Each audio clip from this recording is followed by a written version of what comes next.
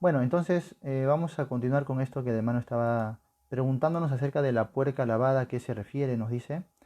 Si leemos segunda de Pedro capítulo 2 hacia los últimos versículos, por ejemplo en el verso 22 dice, pero les ha acontecido lo del verdadero proverbio, el perro vuelve a su vómito y la puerca lavada a revolcarse en el cieno, ¿no?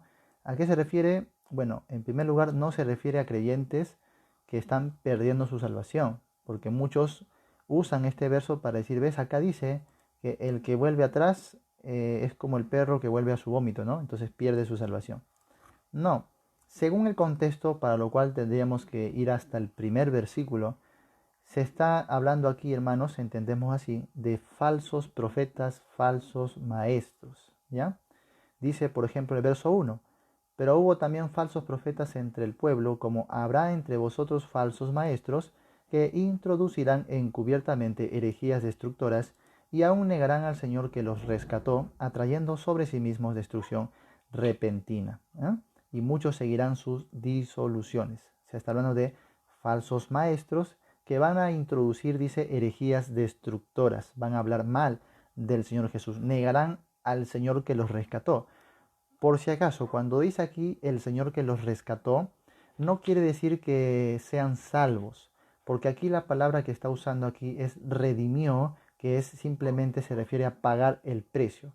Como otras traducciones efectivamente dice, ¿no? Textualmente dice, negarán al Señor que pagó el rescate por ellos. O sea, esto es la idea. Cuando la Biblia habla de redimir, rescatar, no se refiere explícitamente a salvarles, que ellos son salvos, sino simplemente que Jesús pagó el precio del rescate pues de todo el mundo, aún de estos perversos hombres. O sea, la deuda en la cruz potencialmente ha sido efectuada para toda la humanidad, pero es efectiva, dice el apóstol Pablo, obviamente en los que creen, ¿no? O sea, podemos tener la figura de un médico que le receta, por ejemplo, a usted, va al médico, le receta una medicina, usted trae la medicina, ya está hecha la medicina, compra la medicina, ya se compró, pero usted lleva a casa la medicina y la deja ahí en un lugar, en una mesita y no la toma. ¿Le hace efecto? Obviamente que no, aunque ya está la medicina, está pagada, está provista, pero si usted no la toma, o sea, no le va a hacer ningún efecto. Es igual con relación a la salvación, ya el rescate está efectuado, está pagado, ya está al alcance, pero si uno no aplica a sí mismo ese rescate, ¿no? Uno no lo acepta, entonces no es eficaz. Así que Pablo dice, Jesucristo es el Salvador de todos los hombres, mayormente de los que creen, ¿no? En Romanos 5 también cuando dice que, vamos un ratito ahí para no leer diferente, Romanos capítulo 5, vamos a ver aquí, muy bien, Romanos capítulo 5, mira, dice el verso 17.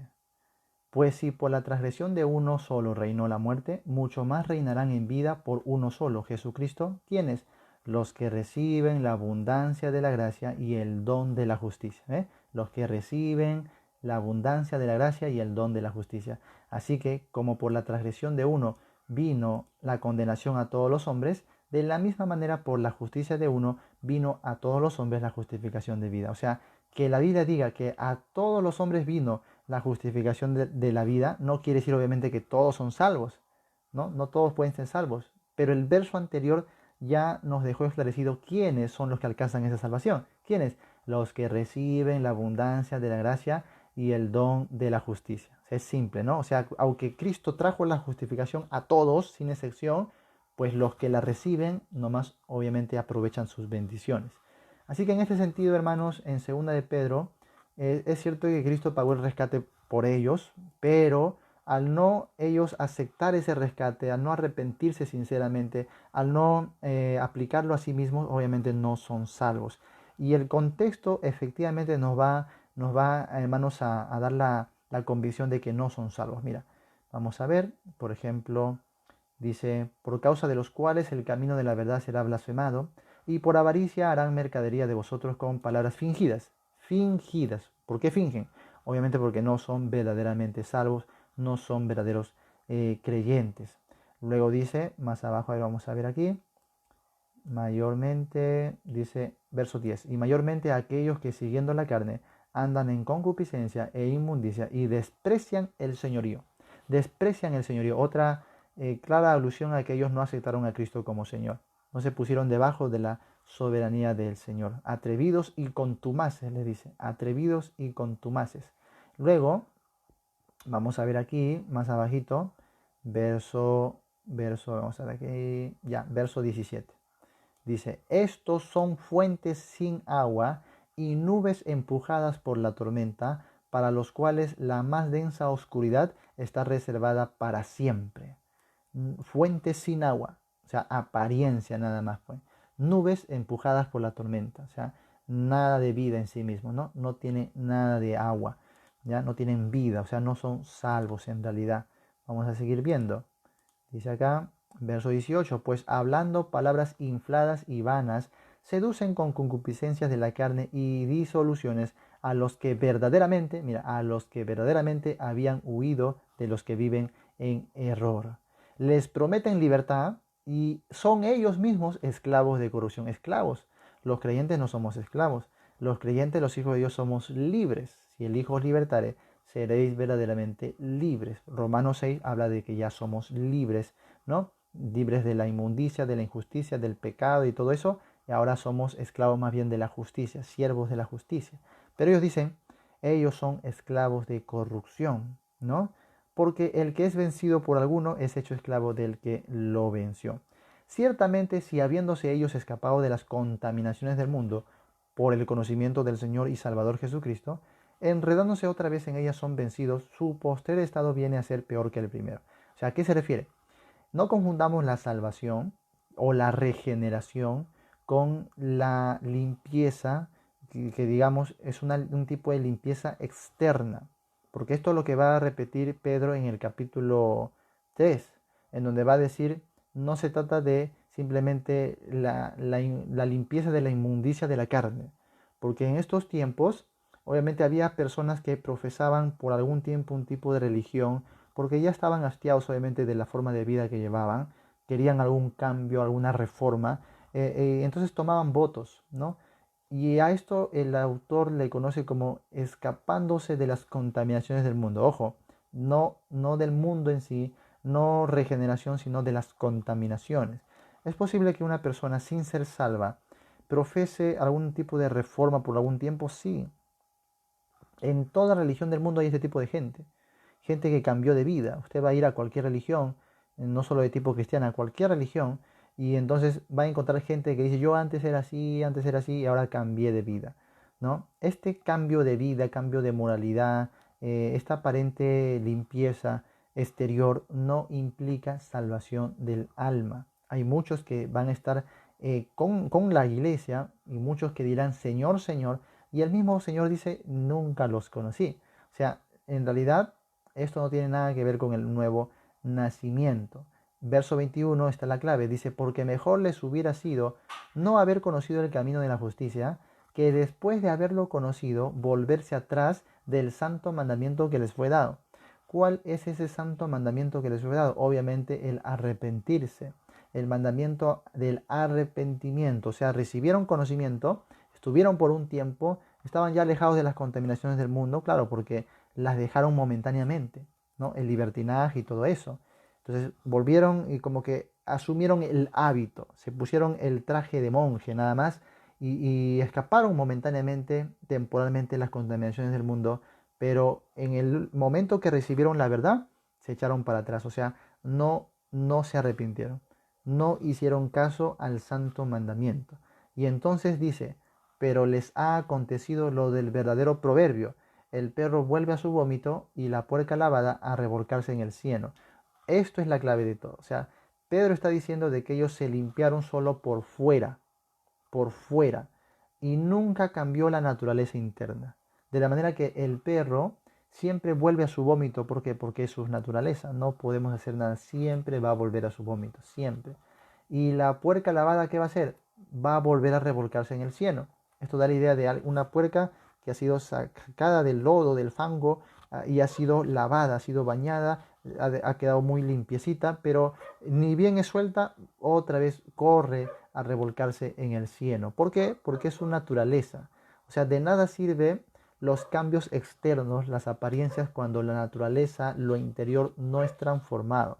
Entonces, este perro o esta puerca continuaron siendo perros y puercas y no se volvieron ovejas. O sea, las ovejas somos nosotros, ¿no? Los que hemos sido regenerados, transformados, y ellos jamás cambiaron su naturaleza. Por eso vuelven a revolcarse otra vez y dice su postrer estado es peor que el primero. Porque vuelven con todo otra vez a lo que es de ellos. Nunca cambió su naturaleza. Así que a eso se refiere, ¿no? Personas que escapan momentáneamente de las contaminaciones, pero nunca se arrepintieron genuinamente y por ende no son hijos de Dios. Así que van a volver siempre. Por eso les decimos, hermano, a la luz de la doctrina bíblica en general, cuando a mí me preguntan, pero pastor, yo he visto a alguien que venía a la iglesia, traía su Biblia y después de unos meses otra vez lo veo en el mundo, embarrándose en las cosas del mundo. Y en ese caso que sigue siendo salvo, no, nunca fue salvo. O sea, si hay una persona que tú la has visto en tu congregación y después los ves embarrado en las cosas del mundo, aquí está la clave, es una puerca lavada nada más, ¿no? Que simplemente después cuando ya se cansa, vuelve otra vez al fango. Así que no ha sido verdaderamente salvo, ¿no?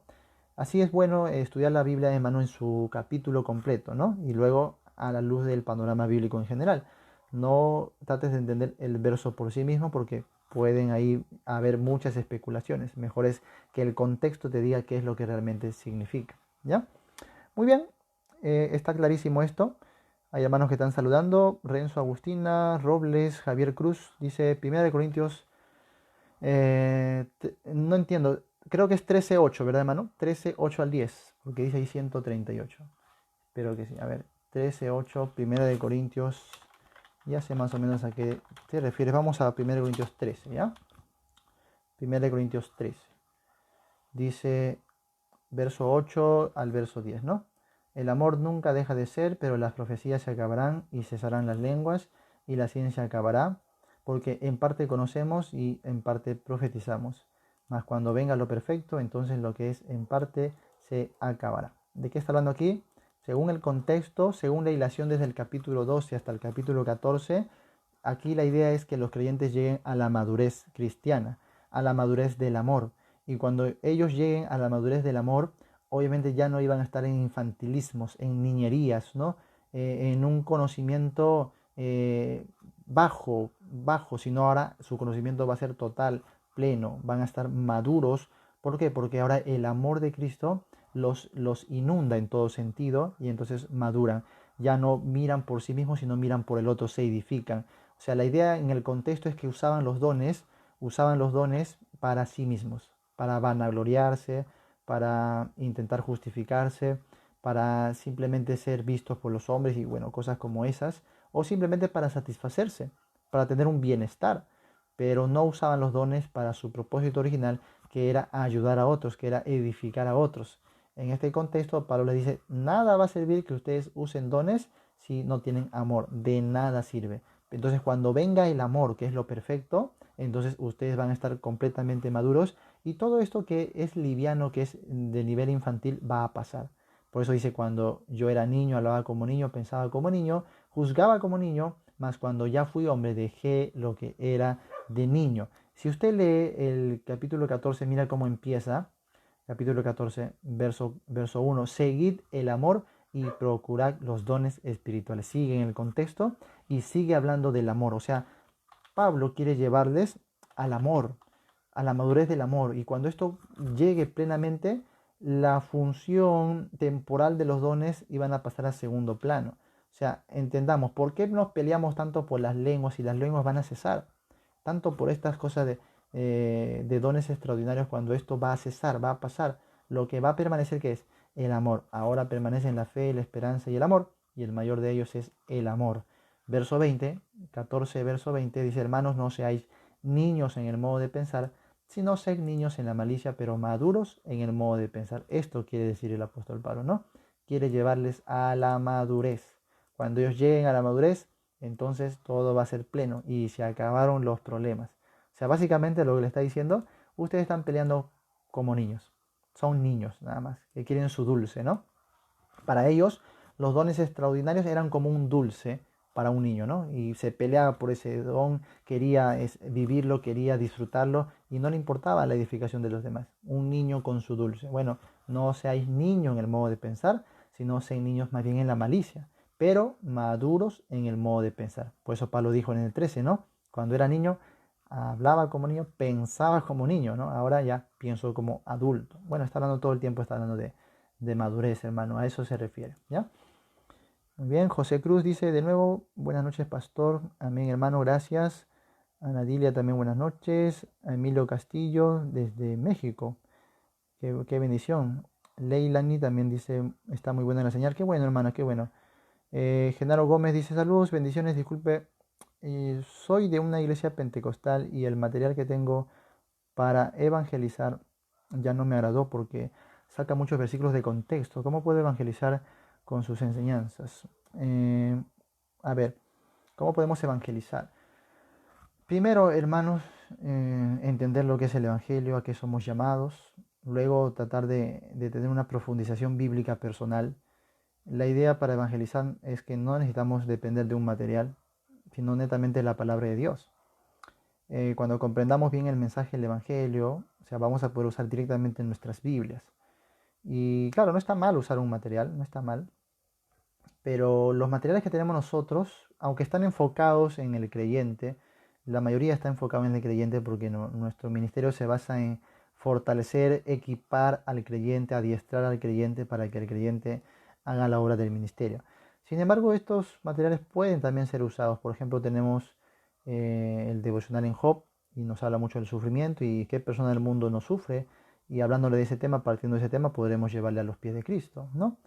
Puedes tomar una epístola, por ejemplo, Primera de Juan, que nos habla mucho de Cristo, y comenzar a estudiar con alguien. No necesitamos que todavía se convierta para estudiar un libro bíblico con alguien, pero si está interesado, quiere aprender, mejor, pues, ¿no?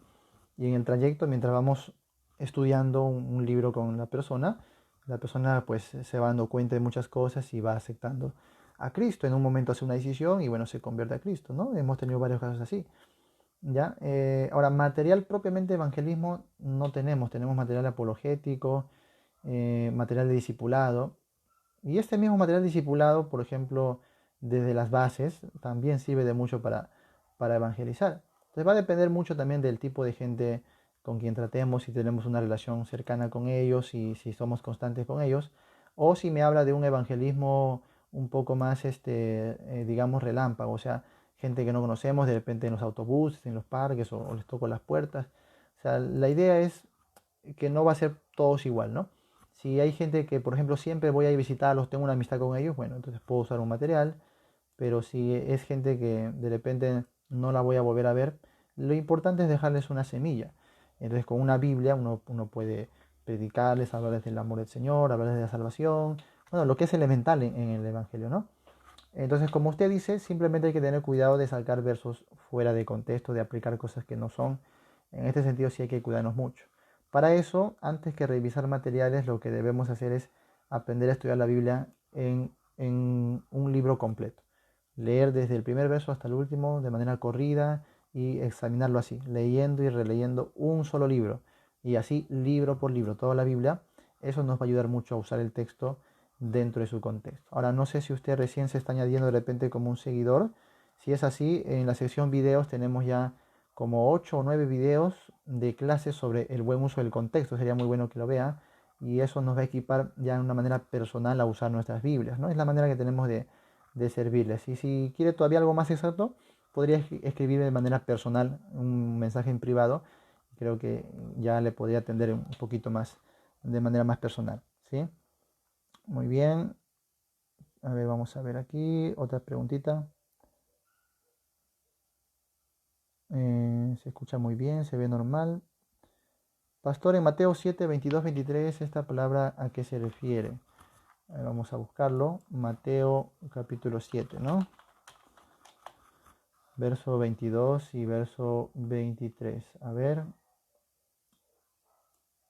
Muchos me dirán en aquel día, Señor, Señor, no profetizamos en tu nombre, y en tu nombre echamos fuera demonios, y en tu nombre hicimos muchos milagros. Y entonces les declararé, nunca os conocí, apartados de mí, hacedores de maldad. Muy bien. Bueno, el texto es bastante claro en sí mismo, solo que algunos yo sé que lo usan también para intentar decir que la salvación se pierde. ¿En qué se basan? En el verso 22, cuando dice, no profetizamos en tu nombre y en tu nombre echamos fuera demonios, y lo enlazan pues al Evangelio de Marcos donde dice, estas señales seguirán a los que creen en mi nombre, echarán fuera demonios y todo eso, ¿no? Así que si echaron fuera demonios, dicen ellos, entonces fueron salvos, tenían al Espíritu Santo, porque con el poder del Espíritu Santo se echa fuera a los demonios. Así que son salvos y sin embargo no entran al reino porque en algún momento se apartaron. Bueno, esto es forzar el texto, forzar obviamente el contexto, ya que el Señor mismo está diciendo, no todo el que me dice Señor, Señor entrará en el reino de los cielos. O sea, es una profesión verbal, mas no hubo una regeneración interna. Y la prueba definitiva es el verso 23, donde dice, entonces les declararé, nunca os conocí. Ahí está la palabrita, nunca. ¿Qué es nunca? Nunca, pues nunca los conoció. Apartados de mí, hacedores de maldad. O sea, el Señor no dice, ahora ustedes van a ser echados fuera de mí, fuera de mi reino, ahora los voy a desconocer, los conocí un tiempo, ahora ya no. O sea, no, la idea es nunca os conocí, nunca. O sea, nunca fueron parte del reino del Señor Jesús, no eran salvos. Entonces la pregunta es, ¿unos incrédulos pueden obrar milagros y señales y prodigios? Sí, sí, y eso está más que comprobado en la Biblia. A ver, busquemos Segunda de Tesalonicenses capítulo 2, ¿ya? Segunda de Tesalonicenses capítulo 2.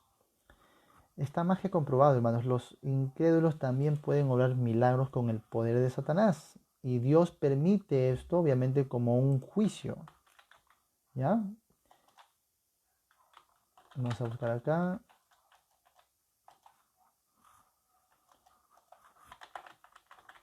Muy bien. Segunda de Tesalonicenses capítulo 2, ¿ya? A ver, dice, verso 8.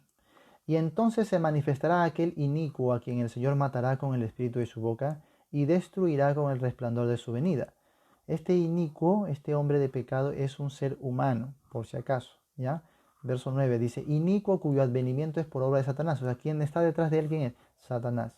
Y dice, con gran poder y señales y prodigios mentirosos y con todo engaño de iniquidad para los que se pierden, por cuanto no recibieron el amor de la verdad para ser salvos. O sea, no fueron salvos definitivamente, pero sí tenían un poder, dice, gran poder, señales y prodigios. Verso 11.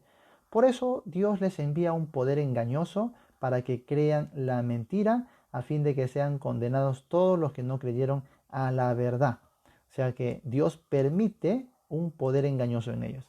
Permite que Satanás use a sus ministros, ministros de impiedad, y que ellos hagan milagros. ¿Satanás puede obrar milagros? Sí.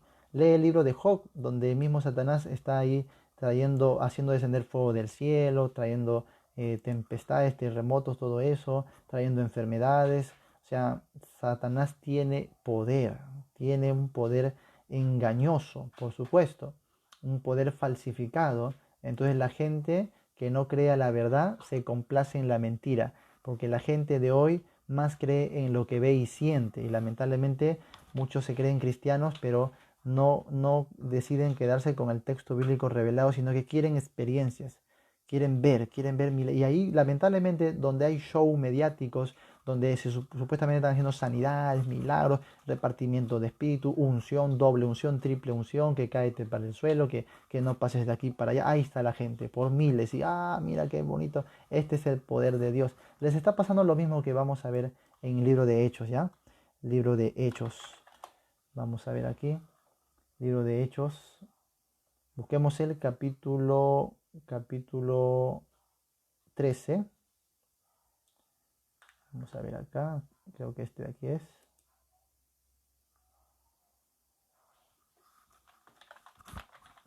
A ver. Verso 6. Y habiendo atravesado toda la isla hasta Pafos, hallaron a cierto mago llamado profeta judío llamado Bar Jesús, que estaba con el procónsul Sergio Paulo, varón prudente. Este, llamando a Bernabé y a Saulo, deseaba oír la palabra de Dios, pero les resistía Elimas, el mago, pues así se traduce su nombre, procurando apartar de la fe al procónsul. Entonces Saulo, que también es Pablo, lleno del Espíritu Santo, fijando en él los ojos, dijo: oh, lleno de todo engaño y de toda maldad, hijo del diablo, enemigo de toda justicia, no cesarás de trastornar los caminos del Señor. Un hijo del diablo, hermanos, un incrédulo que hacía también magia, señales, ocultismo, todas estas cosas, y engañaba, por supuesto, a la gente y aún al mismo gobernador, al procónsul, ¿no? Ahora busquemos otro. Vamos a ver acá. También el libro de Hechos. Hechos 8, ¿ya? Hechos 8. Dice por el verso 9. Pero había un hombre llamado Simón que antes ejercía la magia en aquella ciudad y había engañado a la gente de Samaria haciéndose pasar por algún grande. A este oían atentamente todos. Wow, ¿no? Todos los de Samaria se iban tras Simón, desde el más pequeño hasta el más grande, diciendo: este es el gran poder de Dios. Mira, mira el peligro. Yo no sé cómo la gente o los hermanos de estas congregaciones no leen estos pasajes, ¿no? Este es el peligro cuando uno se refugia en señales, en milagros, y pues los demás los engañan. Y incluso muchos de estos shows que vemos en la televisión de aparentes milagros, todo se nota que es falsedad, se nota que todo está tramado, hay actores ahí, pero ahí está la gente creyendo. E incluso a los que tratan de denunciar esto, la gente misma lo defiende, ¿no? Que eres incrédulo, que no crees en el poder de Dios. Algunos le dicen: estás blasfemando contra el Espíritu Santo porque estás negando el poder del Espíritu Santo. Y tal lo que vemos aquí en Hechos 8, ¿no? Que la gente decía: este es el gran poder de Dios. Y eran tremendamente engañados, ¿no? Y dice: y le estaban atentos porque con sus artes mágicas les había engañado mucho, mucho tiempo. Así que, hermanos, ¿es posible que Satanás haga este tipo de engaños en la gente? Sí, haga todo este tipo de engaños en la gente, para que obviamente no resplandezca la luz del Evangelio. Y podríamos sacar capítulos, pasajes, verso por verso, donde hay muchos ejemplos como este. La Biblia es absoluta en reconocer que Satanás sí usa milagros, usa señales. Acuérdate de la mujer que tenía don de adivinación. Pablo expulsa al demonio y esta mujer pierde el don. No era un don, pues era un demonio. O sea, Satanás ahí obrando con poder, ¿no? Y bueno, así podemos ver muchos casos. Así que, hermano, cuando en Mateo encontramos que el Señor le dice: nunca los conocí, obviamente eran gente que, aunque hicieron cierto tipo de señales y todas estas cosas, no eran salvos, sino que lo hacían con el poder engañoso de Satanás. Hay que tener mucho, mucho cuidado en este sentido, ¿ya? Muy bien, vamos a ver. Javier Cruz, Dios les bendiga, hermano. ¿Qué quiso decir Pablo en 1 Corintios 13? Creo que eso ya lo leí, ¿no? Sí, ya lo leí. A ver, Karen Valerio dice: tengo una pregunta sobre los profetas en la actualidad. No entiendo qué quiere decir con profetizar. 1 Corintios 11, 4 al 5. Muy bien, vamos a buscarlo. 1 Corintios capítulo 11. Muy bien. ¿Existen profetas hoy en la actualidad? A ver, dice aquí: todo varón que ora o profetiza con la cabeza cubierta afrenta su cabeza, pero toda mujer que ora o profetiza con la cabeza descubierta afrenta su cabeza, porque lo mismo es que si se hubiese rapado. ¿Ya? Muy bien. ¿Qué es profetizar? Vamos a ver el capítulo 14, en esta misma hilación. ¿Ya? 1 Corintios 14. O sea, unos capítulos más adelante nada más. Bien. Dice verso 2: porque el que habla en lenguas no habla a los hombres, sino a Dios, pues nadie le entiende, aunque por el Espíritu habla misterios. Pero el que profetiza habla a los hombres para edificación, exhortación y consolación. Ahí está, ¿no? El mismo autor de la epístola te dice qué es esto de profetizar. Es hablar a los hombres para ¿qué? Para edificación, exhortación y consolación. ¿Ya? Luego vamos más abajo, por ejemplo en el verso, a ver acá, verso 24, hablando de los incrédulos, de los indoctos cuando entran a la iglesia. Dice: si hablan todos en lengua, nadie les va a entender y ellos van a salir corriendo pensando que están locos.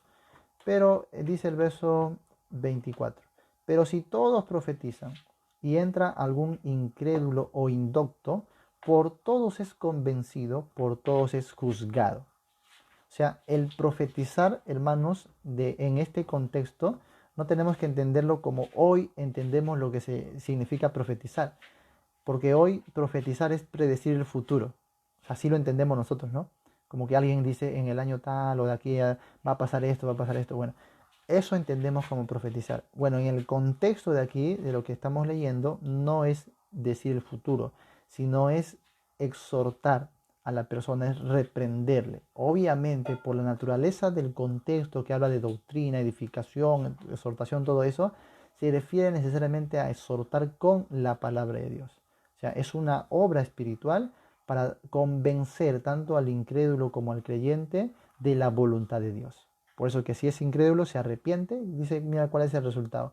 Verso 25 dice, lo cual, dice, lo oculto de su corazón se hace manifiesto y así postrándose sobre el rostro adorará a Dios, declarando que verdaderamente Dios está entre vosotros. Que pues, hermanos, cuando os reunís, cada uno de vosotros tiene salmo, doctrina, ¿ve? Doctrina, revelación, interpretación. Hágase todo para edificación. Así que el profetizar bíblicamente simplemente quiere decir comunicar la verdad de Dios, nada más que eso, ¿no? Hablar a los hombres trayéndole una edificación a su vida, nada más que eso. Muy bien, el día de hoy se puede tener profetas, ya lo hemos dicho varias veces que no, ¿no? En el sentido de oficio no hay profetas.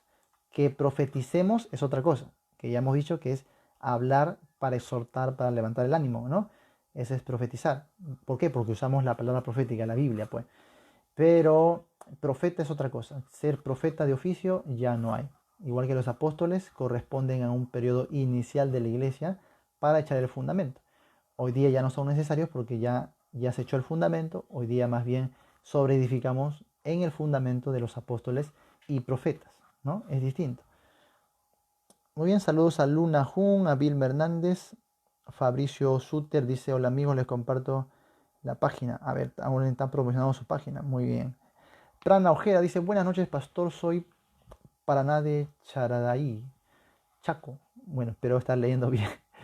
Pregunto, ¿son muchas las coincidencias de que Cristo viene en el 2020? No sé a qué se refiere, a qué tipo de consecuencias, de coincidencias. No hay ninguna base bíblica para poner fecha a la venida de Cristo, ¿no? No lo hay. Ni cálculos, no hay forma. Si ni siquiera hay señales para el arrebatamiento, entonces no sabemos. Si usted estuviese en el periodo de la tribulación, ahí sí va a saber. Ahí sí va a saber. Y espero que no esté. Porque si usted es creyente, no va a estar. Pero si usted todavía no se ha arrepentido, usted no está en Cristo, y por ejemplo, si hoy es nuestro arrebatamiento e inicia la semana de tribulación, usted se va a quedar. Y entonces los que estén en la tribulación, ellos sí van a tener la seguridad de cuándo va a venir el Señor. Porque una vez que estamos en la semana, sabemos que dura 7 años. Sabemos que escatológicamente dura 7 años y por ende sabemos ya más o menos en qué fecha va a venir el Señor. Nomás nos queda resistir. Los que estén en ese tiempo, obviamente. Pero los que somos parte de la iglesia, no vamos a estar. Así que, sea como sea, no es necesario, ¿no? Si somos parte de la iglesia no es necesario porque no vamos a estar. Y si no somos parte de la iglesia tampoco es necesario porque tendrías que esperar a estar ahí para recién enterarte. Así que, sea como sea, es innecesario, ¿no? Muy bien. Matías Gallo, pastor, una pregunta. ¿El infierno está Satanás y sus demonios? ¿Están para castigar a los que no son salvos? Es una duda que tengo hace tiempo. No, ya lo dijimos. En el infierno no está Satanás ni los demonios. Vamos a ver aquí. Si puede encontrar ahí una... Vamos a ver aquí. Ojalá que lo encuentre este versículo.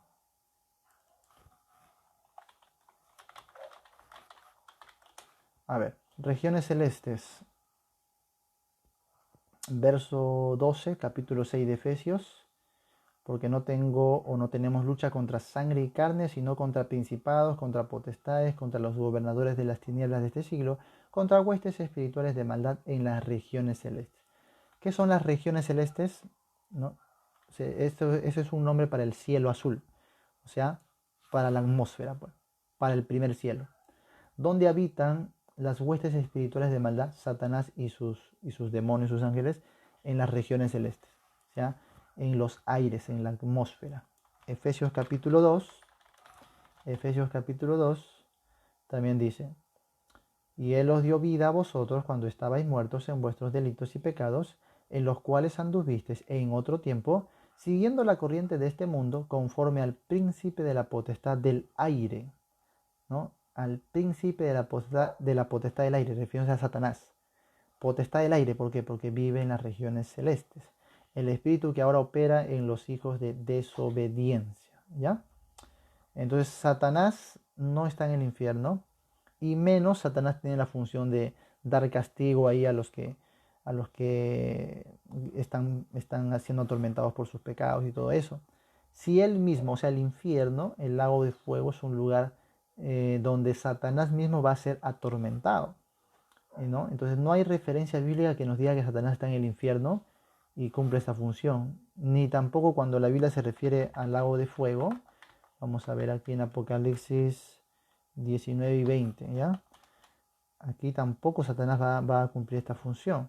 Más bien, él va a ser el atormentado, ¿ya? A ver, Apocalipsis 20. Dice el verso 10. Y el diablo que los engañaba fue lanzado en el lago de fuego y azufre, donde estaban la bestia y el falso profeta, y serán atormentados día y noche por los siglos de los siglos. Satanás va a ir al lago de fuego a ser atormentado, ¿ya? Pero en el infierno no está en los aires. Ahí esto sirve para desmentir a algunos que estos soñadores que supuestamente han ido al infierno y han ido un paseíto por el infierno y por el cielo, dicen ellos, ¿no? Primero me fui 5 días al infierno y luego me fui 5 días al cielo. O sea, total, mentirosos, pues, hermano, ¿no? Total mentirosos. Una de sus mentiras, ¿cómo lo pescamos? Cuando ellos dicen: en el infierno vi ahí a Satanás que atormentaba ahí a la gente que estaban ahí, y si esa gente en su vida le gustó bailar, Satanás le hace bailar. Si la gente le gustó cantar, ahí le hace cantar hasta que se canse, lloran y ahí los tiene. Mentira, pues, hermano. O sea, porque la Biblia no dice jamás que Satanás está en el infierno. ¿Satanás dónde está? En los aires, opera en el mundo, ¿no? Tiene sus huestes que rodean la tierra, ¿no? En Job le pregunta a Satanás al Señor: ¿dónde estabas? Dice de andar, de rodear la tierra y de pasearme por ella. O sea, Satanás está suelto en la atmósfera de la tierra, ¿ya? Eso es claro, así que no tengamos más duda en este aspecto.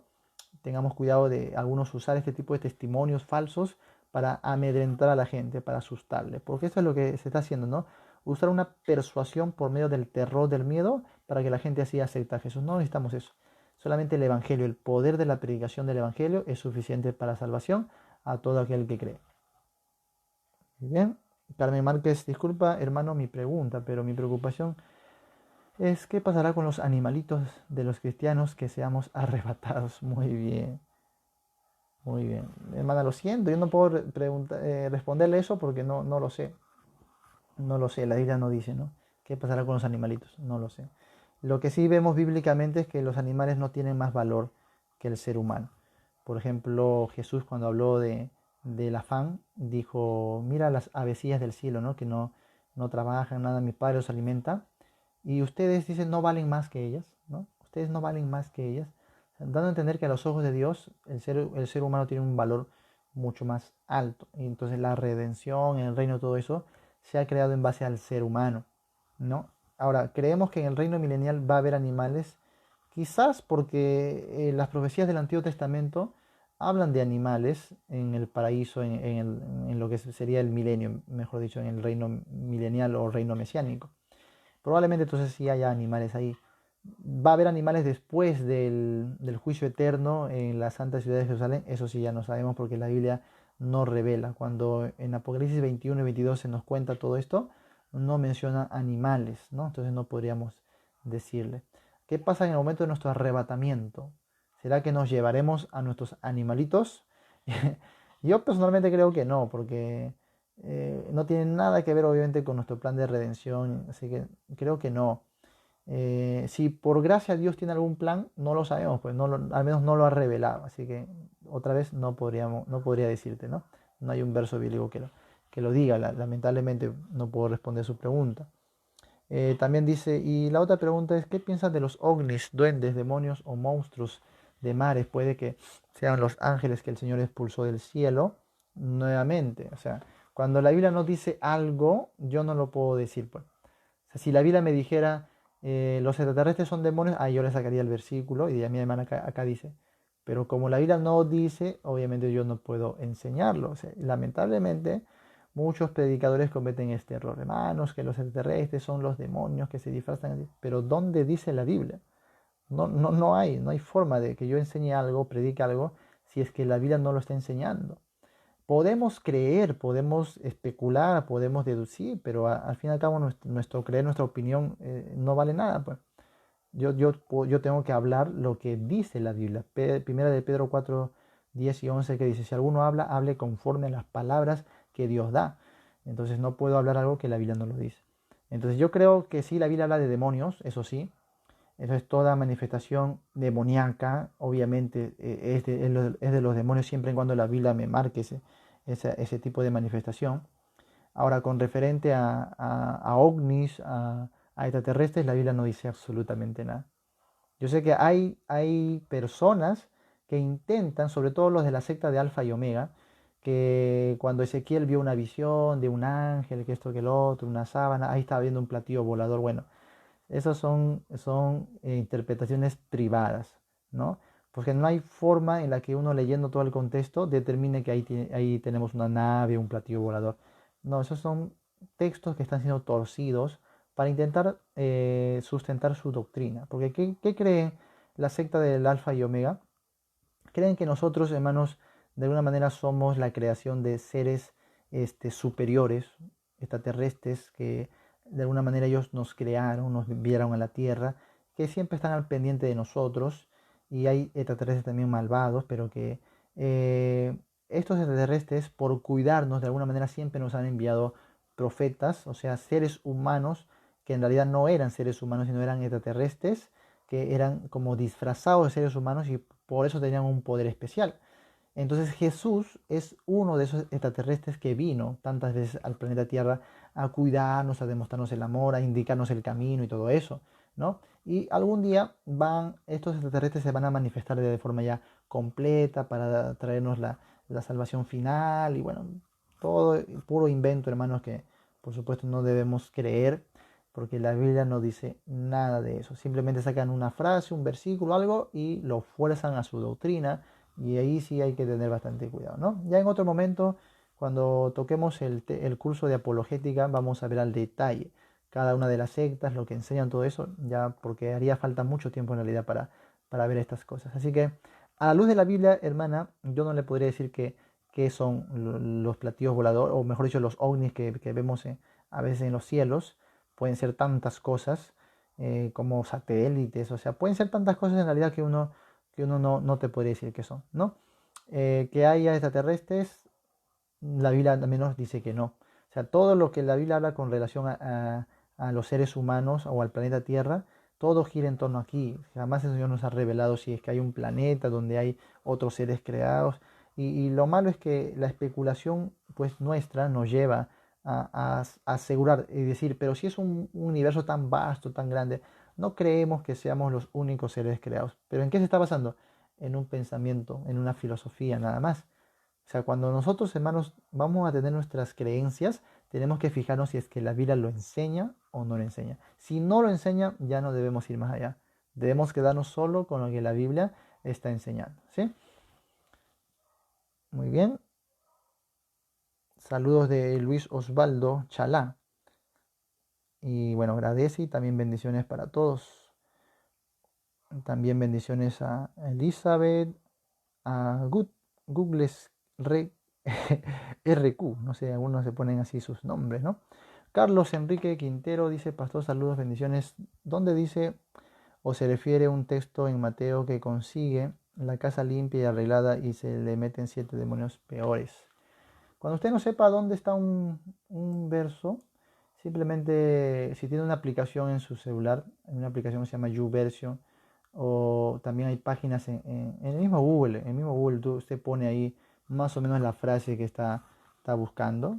Por ejemplo, pone 7 espíritus peores. ¿ya? 7 espíritus peores. A ver, vamos a ver. Y te sale el resultado, te sale la cita donde está. Por ejemplo, Mateo 12:45 y Lucas 11:26. Y así encuentra los pasajes fácil, ¿ya? Mateo 12:45, por ejemplo, dice, entonces va y toma consigo otros 7 espíritus peores que él, y entrados moran allí, y el postre estado de aquel hombre viene a ser peor que el primero.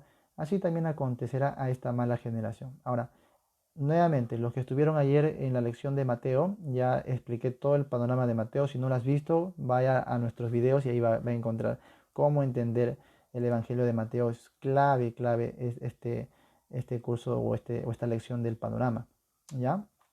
Así que vamos a ver aquí que Mateo siempre está hablando, hermano, siempre está hablando con relación al reino futuro de Israel y por ende la salvación de aquellos que recibieron al Mesías y la condenación de aquella generación que rechazó al Mesías. Así que date cuenta que en este contexto, cuando la nación de Israel con sus líderes religiosos están rechazando al Mesías, le están condenando, le están diciendo tú hablas por Belcebú, le están negando su lugar en el reino de Israel. Entonces el Señor comienza a darles enseñanza, comienza a darles parábolas y todo esto dice a partir del verso 38 al 42, dice juicios, dice, entonces respondieron algunos de los escribas de los fariseos diciendo, Maestro, deseamos ver de ti señal. Él respondió y les dijo, la generación mala y adúltera. ¿A quién se refiere? A estos fariseos, religiosos judíos que están rechazando al Mesías, aunque está obrando en el poder del Espíritu Santo. Por eso que han blasfemado contra el Espíritu Santo. Y dice, la generación mala y adúltera demanda señal, pero señal no le será dada, sino la señal del profeta Jonás. Porque como estuvo Jonás en el vientre del gran pez, 3 días y 3 noches, así estará el Hijo del Hombre en el corazón de la tierra, 3 días y 3 noches. Los hombres de Nínive, mira, se levantarán, tiempo futuro, y habla de condenación de juicio.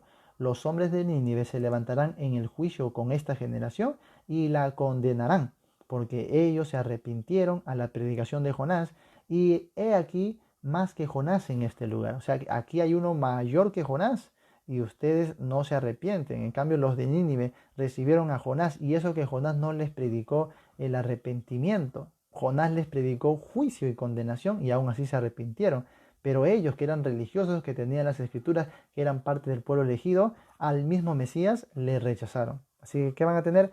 Juicio y condenación. Verso 42 dice, la reina del sur, una gentil, se levantará en el juicio con esta generación y la condenará, porque ella vino de los fines de la tierra para oír la sabiduría de Salomón, y he aquí más que Salomón en este lugar. Salomón tenía un testimonio de lo que Dios hace, ¿no?, para la humanidad, y de los confines del mundo vinieron a escucharle, pero al Hijo de Dios, a que Él mismo vino a ellos, al pueblo elegido, ellos le rechazaron. Así que dice, cuando el espíritu inmundo sale del hombre, anda por lugares secos, buscando reposo y no lo halla. Hermano, entiende que el verso 43 es hilación de los versos anteriores. No es que, y eso es lo malo, siempre les digo, por favor, cuando usted lea la Biblia, no tenga en cuenta capítulos, ni versículos, ni los títulos que encuentra ahí. Porque entre el verso 42 y el verso 43, usted va a encontrar un título que dice el espíritu inmundo que vuelve. Y si usted considera este título, le va a condicionar la mente y le va a hacer pensar que aquí ya va a hablar de otra cosa. Y entonces como que los versos 43 a 45 está hablando del espíritu inmundo que vuelve, como que el Señor Jesús cambió bruscamente de tema. Y no es así. Entiende que el Evangelio se escribe de corrido, sin estas divisiones. Estas divisiones se añaden para un estudio nada más. Cuando usted quiere interpretar Biblia, no tome en cuenta estas divisiones. El verso 42 y el verso 43 es una sola hilación. Así que el Señor toma una parábola para explicarle lo que le va a ocurrir a ellos. ¿Qué dice en el verso 41? Se levantará en el juicio y condenará a esta generación. 42. Se levantará en el juicio y condenará a esta generación. 43. Ahora explica la parábola. Cuando el espíritu inmundo sale del hombre, anda por lugares secos, buscando reposo y no lo halla. Entonces dice, volveré a mi casa de donde salí, y cuando llega la halla desocupada, barrida y adornada. Entonces va y toma consigo otros espíritus peores que él, y entrados moran allí, y el postrer estado de aquel hombre viene a ser peor que el primero. ¿Qué dice? Así también acontecerá a esta mala generación. Sencillo, ¿no? O sea, cuando leemos el contexto, todo cambia, hermanos, todo cambia. Aquí el Señor no quiso enseñar lo que pasa en el mundo espiritual con un demonio que sale y se va. No, Él está tomando una parábola para decirle a ellos lo que les va a pasar. O sea, la idea es que cuando Él estaba con ellos, el espíritu y el poder de Satanás estaba en control, porque Él estaba ahí en la casa. En Mateo la casa es símbolo de Israel. Y ahorita lo vamos a demostrar. En Mateo la casa es símbolo de Israel. Pero dice el Señor Jesús, le será quitado el Señor, se irá de la casa, saldrá de la casa, y en ese momento el poder de Satanás vendrá sobre Israel con todo y lo destruirá, lo hará añicos, y el posterior estado de Israel será peor que el primero. Eso es lo que está diciendo aquí. Vamos a ver, ahí mismo capítulo 12, para que veas que es el mismo Señor Jesús es el que lo que está aplicando de esta manera, ¿ya? A ver acá, verso 29, que dice, ¿cómo puede alguno entrar en la casa del hombre fuerte y saquear sus bienes si primero no le ata? Verso 25, toda ciudad o casa dividida contra sí mismo no permanecerá. Todo el contexto, ¿ya? Vamos a ver acá. Mateo, creo que es el capítulo 13, ¿no? Sí, capítulo 13. O sea, en esa hilación que está hablando de la casa, la casa, la casa, vamos a ver acá. Mateo capítulo 13. Dice, en el verso 36, entonces despedida a la gente, entró Jesús en la casa. No, por gusto no está repitiendo Mateo tantas veces la casa, la casa, la casa. ¿Ya? Aquel día, dice el verso 1, salió Jesús de la casa y se sentó junto al mar. También, verso 57, y se escandalizaban de él, pero Jesús les dijo, no hay profeta sin honra sino en su propia tierra y en su casa, en su propia tierra y en su casa, todo el tiempo, no a propósito. Por eso, hermanos, cuando tú quieres estudiar Biblia, en la observación, que es el primer paso, fíjate en cada detalle. ¿Por qué se repite esta palabrita tanto? ¿Por qué? ¿Por qué? ¿Por qué? ¿Por qué se repite esta casa? Vamos a ver acá. Continuamos buscando, ¿ya? Mira, 23, Mateo 23. Aquí el Señor Jesús ya sentencia finalmente un juicio tremendo para ellos. Y dice en el verso 38. Bueno, si quieres desde el verso 37 para que entiendas. Jerusalén, Jerusalén, que matas a los profetas y apedreas a los que te son enviados. ¿Cuántas veces quise juntar a tus hijos como la gallina junta sus polluelos debajo de las alas y no quisiste? Jerusalén, Jerusalén. Verso 38. He aquí vuestra casa os es dejada desierta, porque os digo que desde ahora no me veréis, hasta que digáis, bendito el que viene en el nombre del Señor. A esto se refiere con el castigo por la blasfemia contra el Espíritu Santo, pues, que como nación ellos están rechazando al Mesías, aunque tenía la evidencia del poder del Espíritu Santo. Juicio entonces, su casa será desierta hasta aquel día, o sea, en su segunda venida, cuando ustedes van a decir, bendito el que viene en el nombre del Señor. Juicio, ¿por qué? Porque mientras ellos no ven a Jesucristo con las señales en las manos, en su costado, las señales de la crucifixión, no van a creer. Esto va a pasar recién en la segunda venida, cuando vean sus manos, vean las marcas y se arrepientan, pero eso ocurrirá con el remanente. Mientras que esta generación ya no hay perdón para ellos. Ya no hay perdón, porque han cerrado toda posibilidad. Así que a pesar de que les dio tanta oportunidad Jesús, tantas veces quise, dijo Jesús, y no quisieron, bueno, ahora les será dejada la casa desierta, o sea, Israel. Saldré de aquí, me iré, y solamente me verán cuando vuelva, cuando digan, bendito el que viene en el nombre del Señor Jesús, hablando de su segunda venida. Ahí se cumple, hermanos. Entonces la blasfemia del Espíritu Santo es, hermano, un juicio, una condenación contra la casa de Israel por rechazar abiertamente al Mesías. Y cuando Jesús habla de este demonio que sale desde la casa y luego vuelve y es peor, bueno, se refiere a este juicio también, ¿no? Que cuando el Señor Jesús sale, va a llegar Israel a un poster estado, pero peor que el primero. Espero ser claro. Usted tiene que leer, por supuesto, los 28 capítulos de Mateo para que entienda toda la hilación. Y en unos minutos, obviamente, no puedo explicarle todo, pero yo creo que es bastante claro en sí, ¿no? Así que a repasar. Muy bien, Sara Reina dice, Dios le siga bendiciendo, hermano Jonathan. Gracias por su tiempo y el amor y paciencia para impartir la palabra de Dios. Gracias, hermanita, que Dios le bendiga también a usted. Cintia Karen Peña, bendiciones, pastor. Una pregunta. Yo acudo a una iglesia pentecostal y ahorita estamos pasando un duelo porque acaba de morir una hermana esposa de pastor de cáncer. Muy bien. Y una hermana dijo que si la hermana fallecida no se había arrepentido, arrepentido, sí, no, arrepentido, ella no estaría con el Señor. ¿Será eso posible? Gracias por su respuesta. No, o sea, no entiendo a qué se refiere con no se hubiese arrepentido. ¿Arrepentido de qué? Arrepentido en el sentido de cuando vino a los pies de Cristo si no aceptó nunca a Cristo, o en el sentido de algún pecado en específico. O sea, ¿a qué se refiere? No sabemos a qué se refiere. Pero lo que yo te puedo responder no es algo con referente a esa hermana, sino es algo en principio general a cualquier persona. Cuando una persona se arrepiente y acepta a Cristo por medio de la predicación del Evangelio, cree en Jesucristo, ¿sí? Entrega su vida a Cristo, en ese mismo momento Dios le regenera, o sea, le hace nacer de nuevo y solamente se puede nacer una sola vez. Bíblicamente no puedes nacer muchas veces, solo una vez. Entonces una vez que tú naces, el Espíritu Santo te coloca en el cuerpo de Cristo, Dios te sella con el Espíritu Santo, Jesús te imparte de todas las bendiciones y riquezas espirituales o sea, las tres personas de la Trinidad obran de manera completa y perfecta y trazan y cambian tu destino ahora a ser conformado a la imagen de Cristo.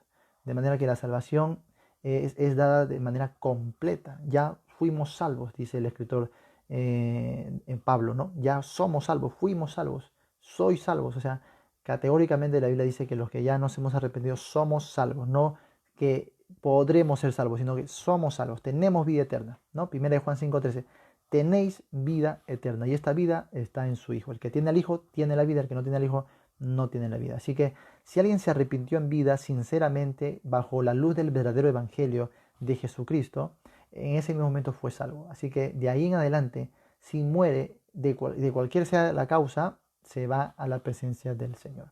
Así que yo no entiendo lo que la hermana dice. Si ha sido esposa de un pastor, una hermana creyente, suponemos que es una hermana que entregó su vida a Cristo, pues. Así que pertenece al reino de los cielos.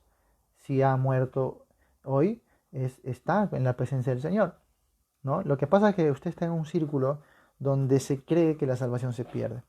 Y se enseña, y a veces se enseña de manera muy formal, que la salvación se pierde. Cuando usted cree que la salvación se pierde, usted está diciendo que la salvación es por obras. Porque ¿cómo perdemos la salvación? Obviamente conservándola, la estamos conservando con obras. Y cuando dejamos de obrar, perdemos la salvación. Así que los que creen que la salvación se pierde están creyendo que la salvación se gana por obras. Bíblicamente es una mala doctrina. ¿Por qué? Porque bíblicamente uno es salvo por gracia, no por obras. Y algunos dicen, sí, pastor, pero uno es salvo por gracia y también por obras. Es como una combinación entre los dos, ¿no? Si ya tú eres salvo por gracia, pero conservas eso a través de tus obras. No hay tal concepto en la Biblia. Nadie me va a poder decir eso sacándome un texto bíblico, pero yo le puedo decir lo contrario sí sacándole muchos versos de la Biblia. Por ejemplo, si vamos a Romanos capítulo 4, vamos a ver que el concepto de la gracia y la fe se oponen. No se puede recibir algo por gracia y al mismo tiempo por obras. No se puede. Gracia y obras se oponen, ¿no? Si tú recibes por obras, ya no recibes por gracia. Si recibes por gracia, ya no recibes por obras. Es así de categórico. A ver, Romanos capítulo 4. Dice, verso 3, porque, ¿qué dice la escritura? Creyó Abraham a Dios y le fue contado por justicia, pero al que obra no se le cuenta el salario como gracia, sino como deuda. Mas al que no obra, sino cree, mira que el creer es contrario al obrar. El tener fe es contrario al obrar. Por eso dice, mas al que no obra, sino cree en aquel que justifica al impío, su fe le es contada por justicia. El obrar es distinto al creer. No se puede creer y obrar al mismo tiempo. Porque cuando usted obra, está confiando en sí mismo. Y confiar en sí mismo es no creer en Cristo. O sea, para creer en Cristo tiene que primero negarse a sí mismo, dejar de confiar en sí mismo y entonces confía en Cristo. No se puede. Yo confío en Cristo, pero también confío en mí mismo, por si acaso. No se puede. Pues. Si tú crees por un 1% en ti, no estás creyendo nada en Cristo. Así que vamos a leerlo si quieres en otras versiones, a ver cómo lo dice. Vamos a ver otra versión. Acá hay otra NBI. Dice, ahora bien, cuando alguien trabaja, no se le toma en cuenta el salario como un favor, sino como una deuda. Sin embargo, al que no trabaja, sino que cree en el que justifica al malvado, se le toma en cuenta la fe como justicia. Sencillo, ¿no? Está diciendo prácticamente lo mismo. Buscamos otra versión.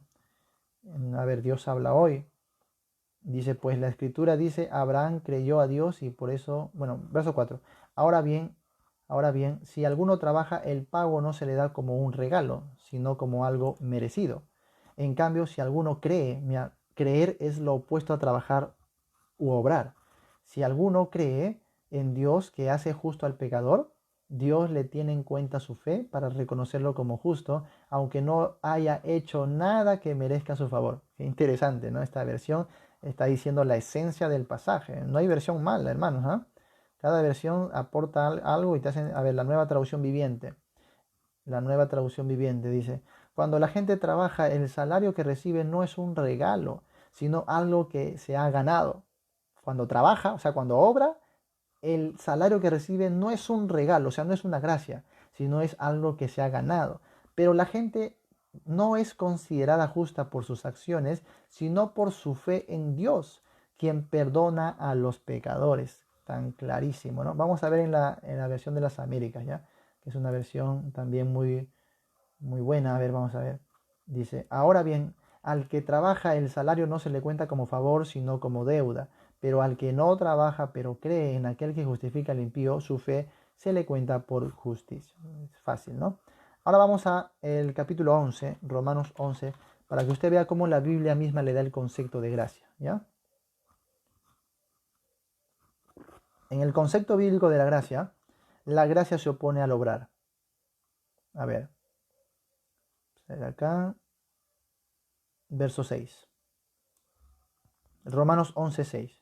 Dice, y si por gracia, versión Reina Valera, ya no es por obras, de otra manera la gracia ya no es gracia. Y si por obras ya no es gracia, de otra manera la obra ya no es obra. ¿Ven? Es tan sencillo de entender, hermana, con un verso bíblico, ¿no? Solo que a veces no nos tomamos el tiempo de estar leyendo, verso por verso, capítulo por capítulo. Por eso nos perdemos de gran riqueza. Si por gracia, ya no es por obras. A ver, vamos a ver en la versión Nueva Traducción Viviente. Dice, y como es mediante la bondad de Dios, entonces no es por medio de buenas acciones, pues en ese caso la gracia de Dios no sería lo que realmente es, gratuita e inmerecida. Qué preciosa, ¿no? Es la esencia del pasaje. A ver, las Américas, verso 6. Pero si es por gracia, ya no es a base de obras. De otra manera, la gracia ya no es gracia. Y si por obras, ya no es gracia. De otra manera, la obra ya no es obra. Clarísimo. Vamos a ver otra versión, la TLA, que es traducción en lenguaje actual. Es una buena versión también. A ver, vamos a ver acá, ¿qué tal? Ya. TLA. Dice, pero Dios, ¿sí? Allá. Pero Dios los eligió porque Él es bueno y no porque ellos hayan hecho algo para merecerlo.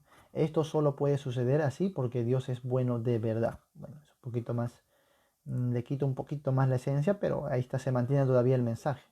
Ahora vamos a ver la PDT, Palabra de Dios para Todos. Y dice, y si Dios lo hizo como un regalo de su generoso amor, no fue por las buenas acciones de ellos.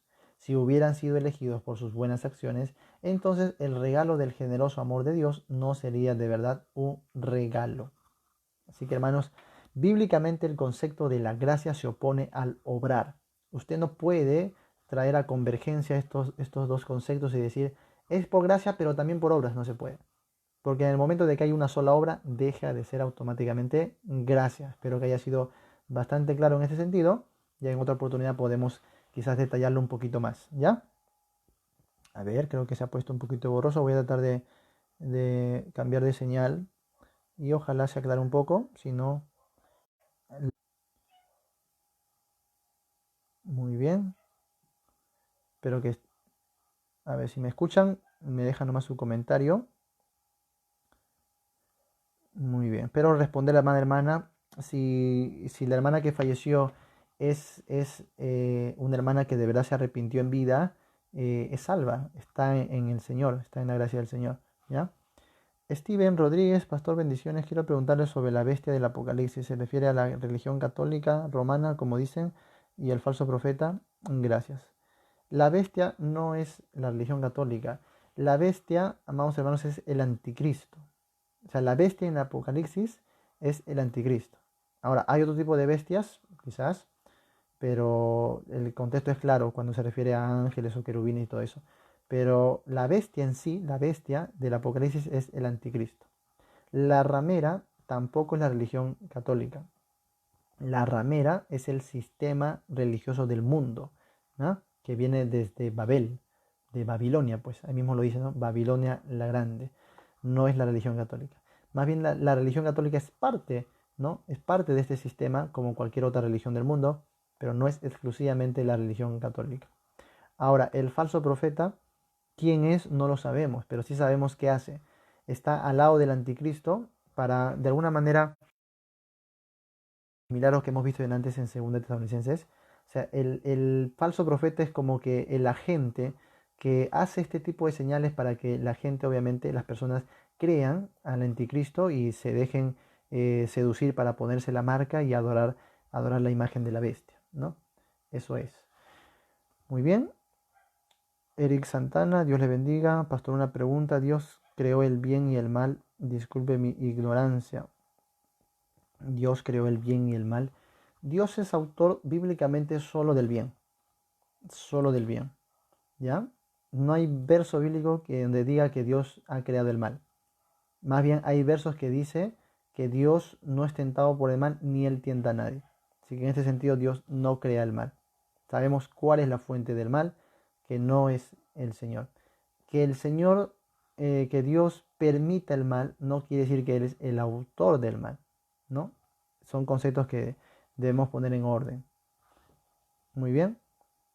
Dice Irma Beatriz, una pregunta. ¿En estos tiempos existen apóstoles y Dios todavía nos puede hablar en sueños como antes?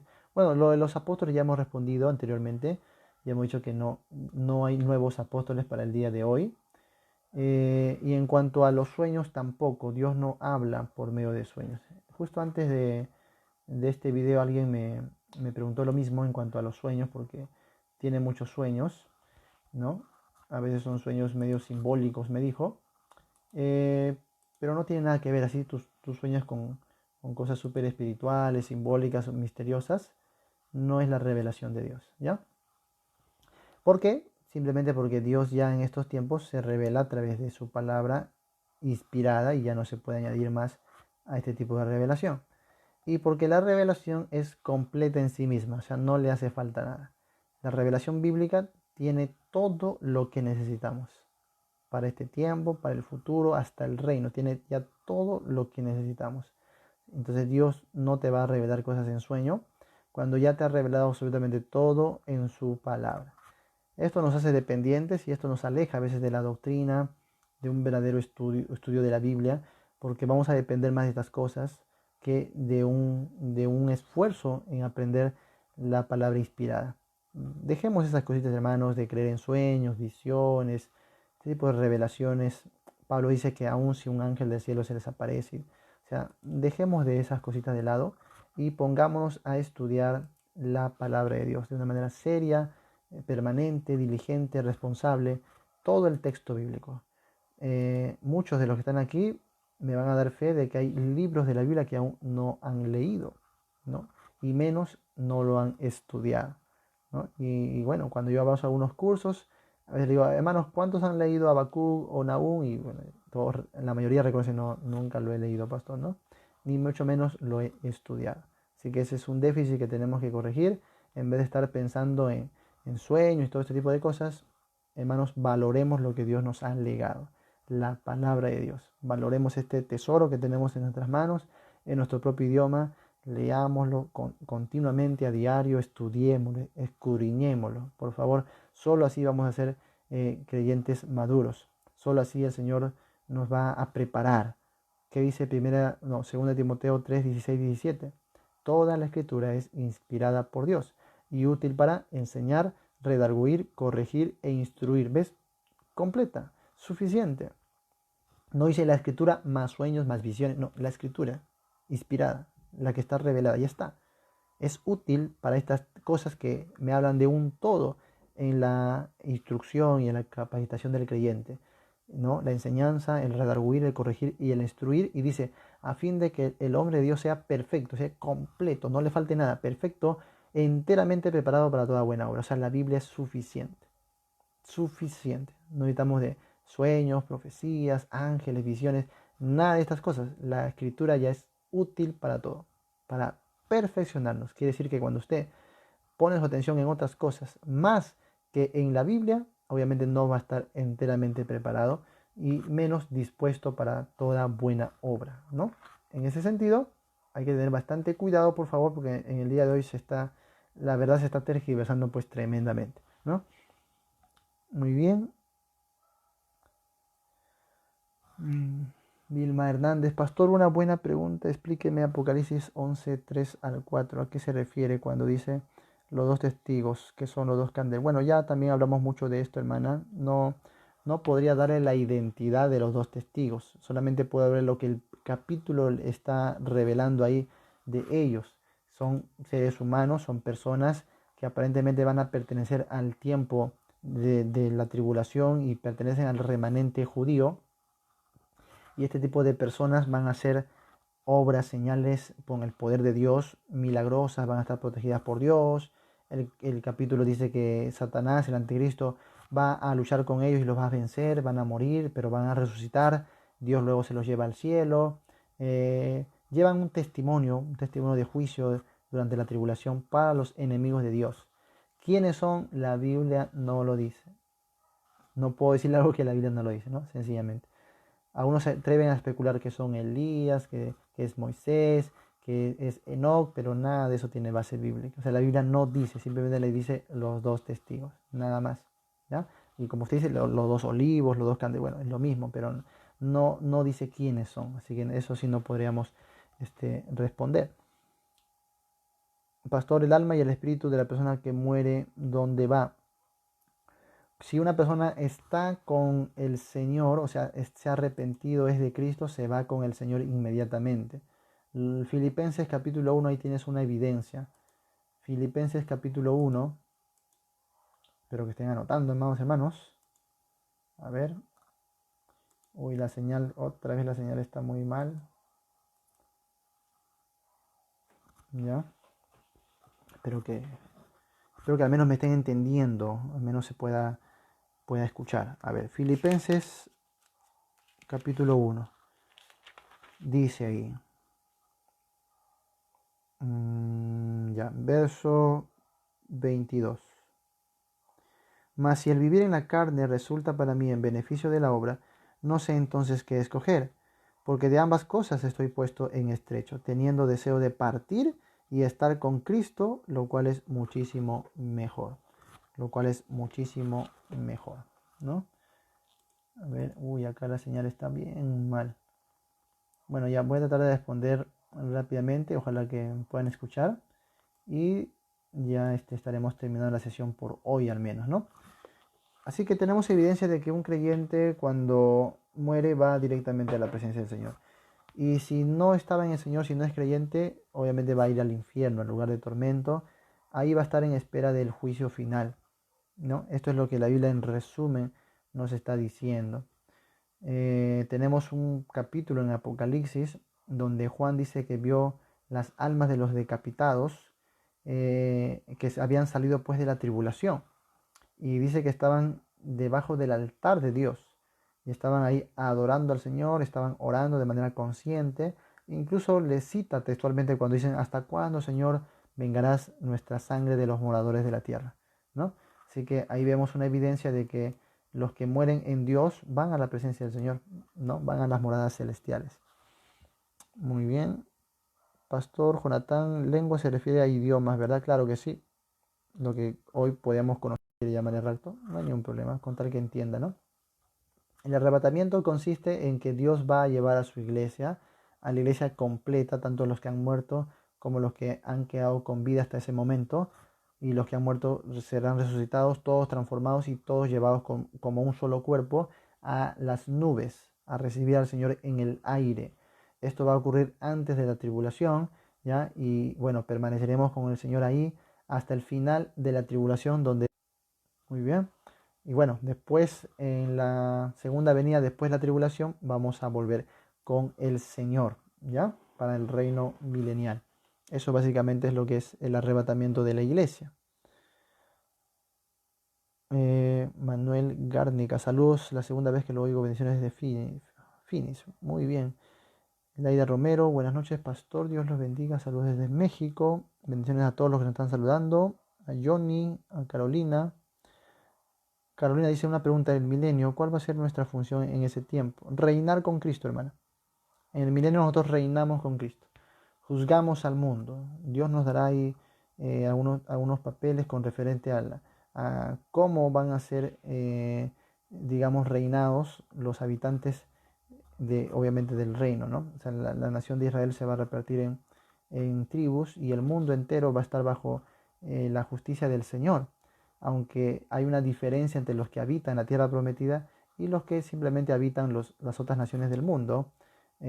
Tal y como yo lo entiendo, los apóstoles van a regir sobre cada tribu, ¿sí? Y la iglesia va a estar reinando ahí con Cristo, al lado de Cristo, y probablemente la iglesia esté sojuzgando al mundo, porque esto es lo que encontramos en las epístolas, cuando Pablo habla de que sojuzgaremos al mundo, incluso a los mismos ángeles, ¿no? Y esta función va a cumplir la iglesia, de reinar con Cristo, nada más que eso. Pastor, una pregunta, ¿qué opina de las enseñanzas de Michael Root? Me suena el nombre, la verdad, hermano, pero ahorita no me recuerdo bien. Pastor, en el caso de Judas, que también estaba con los discípulos, hizo algún milagro, aunque sabemos que él nunca fue salvo. Sí, probablemente sí, porque cuando habla de los apóstoles, de los 12, luego de los 70 y todos que fueron enviados, todos venían con este gozo de haber echado fuera demonios y haber hecho estas cosas. Así que probablemente sí haya participado, aunque no lo puedo decir textualmente, pero es una probabilidad. Pero como hemos dicho, que alguien haga este tipo de señales o milagros no quiere decir necesariamente que sean salvos, ¿no? Ahora, tenemos sí evidencias de que Judas se encargaba más de la parte administrativa, de la bolsa, o sea, del dinero y todo eso. Entonces, puede que haya la posibilidad de que haya efectuado alguna de estas cosas, o puede también de que no, de que simplemente hacía otro papel y no haya realizado este tipo de milagros o señales. Pero no había ningún problema, porque ya hemos deducido del pasaje de que aún los que hacían este tipo de cosas no lo hacían con el poder de Dios, o porque Dios mismo estaba participando ahí por su juicio de algún tipo de engaño, ¿no? Entonces, queda la especulación, no podemos en realidad asegurarlo. Flor Valenzuela, buenas noches, pastor, he escuchado acerca de que Caín es simiente de la serpiente. Uy, se fue el comentario. Uy, desapareció. A ver, vamos a ver. Ojalá que lo encuentre. Pero bueno, según lo que estaba leyendo, no. O sea, no hay ninguna base bíblica para decir que Caín es simiente de la serpiente, ¿no? No hay, en realidad no hay. Solamente son teorías, cuentos, invenciones, porque la Biblia no dice absolutamente nada. Pero hay un verso en Hechos 17. Hay un verso en Hechos 17. Vamos a ver acá, donde ya doctrinalmente se corrobora de que aparte de Adán, no ha habido un cruce, digamos, de sangre ni nada para el resto de la humanidad. A ver, Hechos 17 dice, a ver, ahí está, verso 26, ¿ya? Hechos 17, verso 26. Y de una sangre ha hecho todo el linaje de los hombres para que habiten sobre toda la faz de la tierra, y les ha prefijado el orden de los tiempos y los límites de su habitación. ¿Qué dice? De una sangre, no de dos, sino de una sangre. ¿Por qué dice de una sangre? Porque Dios crea primero a Adán y de Adán crea a Eva. Entonces, no es que Adán y Eva eran dos sangres distintas, sino que era una sola sangre. Porque, bueno, parece que no hay más preguntas y algunos se han desviado, están ahí, no sé, ¿no? por sus frutos uno se da cuenta, pues, hermano. Por sus frutos, ¿no? No es necesario pelearnos, decir nada. Simplemente usted mire su lenguaje, usted mire cómo habla. Por los mismos frutos se conoce al árbol, ¿no? Jesús lo dijo. Así que hermanos, tengan paz en el Señor, no caigamos en estas provocaciones. Y bueno, la señal lamentablemente está mala, parece que solamente me deja emitir 1 GB en plan de datos y el Wi-Fi, como les digo, está fallando mucho. Espero que mañana ojalá me atiendan y los técnicos vengan a resolver ya esto. Pero por ahora, por datos solamente puedo transmitir 1 GB diariamente, ¿no? Si ya se acabó, obviamente la señal va a estar con fallas. Por ahora lo dejamos ahí, amados hermanos, no se preocupen por los comentarios, ellos van a ser bloqueados, así que hagan de cuenta de que nada pasó. Más bien oren por ellos, ¿no? Como la Biblia dice, que debemos orar por los que nos insultan, por los que nos persiguen, por los que nos ultrajan. Hay que pedir misericordia, obviamente, porque estas personas que no tienen a Dios, ya sabemos su destino, hay que tener mucha misericordia, ¿no? Amados hermanos, que Dios me lo bendiga, hasta otra oportunidad. Nos vemos.